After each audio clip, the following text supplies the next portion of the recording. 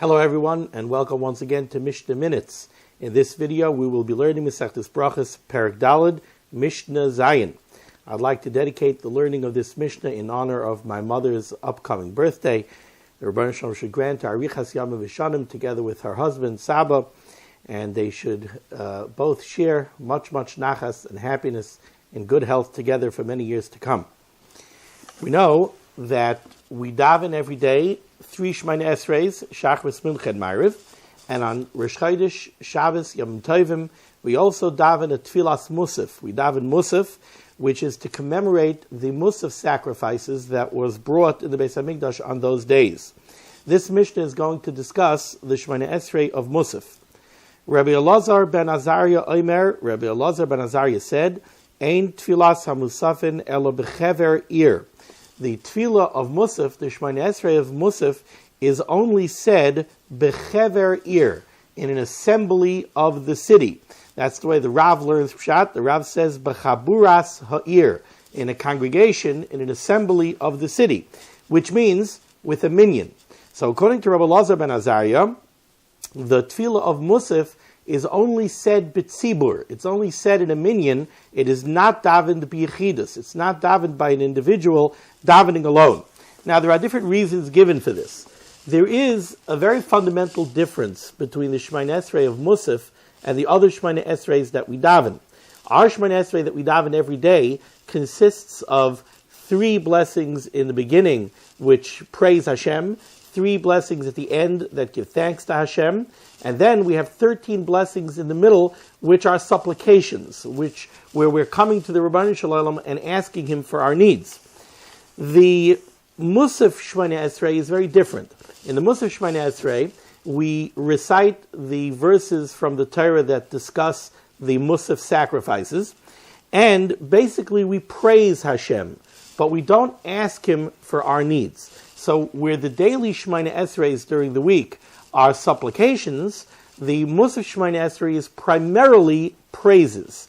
For that reason, Rabbi Elazar ben Azariah held that when the Anshe Knesset Agdola said that we have to daven a Musaf Shemona Esrei, they only made that decree on a tzibur. They only made that when there's a minyan. Now the Tiferes Yisrael says that the reason for that might be because we know the pasuk in Mishlei says, Berav am hadras melech. There is only the glory of the king is Beroiv am. When a large group gets together to praise the king, that's when we see the glory of the king. If the king holds a rally and 3 people show up, then it doesn't look very glorious. You know, when the candidates are running for president and they hold rallies. So the press will love to show you half an empty stadium if it's a candidate that they don't like. They like to show you that half the stadium is empty because it's a knock on the candidate. They say, look, you can't draw a crowd. So when do you have Hadras Melech? When you could fill up the stadium to overflowing, that's when you have Hadras Melech. Therefore, says the Tiferes Yisrael, the Tefillah of Musaf, which is praises to Hashem, that needs Roiv Am. That needs a minyan. Can't say it b'yechidus. That's the sheet of Rabbi Elazar ben Azariah. The Chachamim disagree. The Chachamim said, Bechever ir, the Tefillah of Musaf was decreed to be said both in an assembly of the city, Betzibor with a minyan, Vishaloi Bechever ir. But you also have to say it without a minyan. You have to say it b'yechidus also. Excuse me. Rabbi Yehuda Omer Mishmai.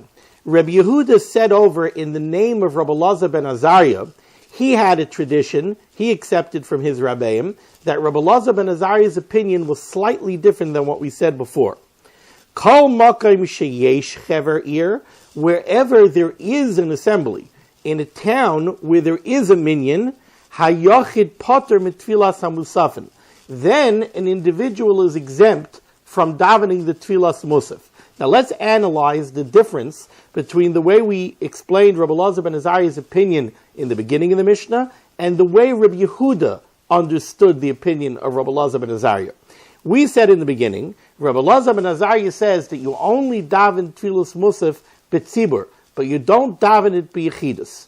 Okay, so what happens if you live in a town where there is no minyan?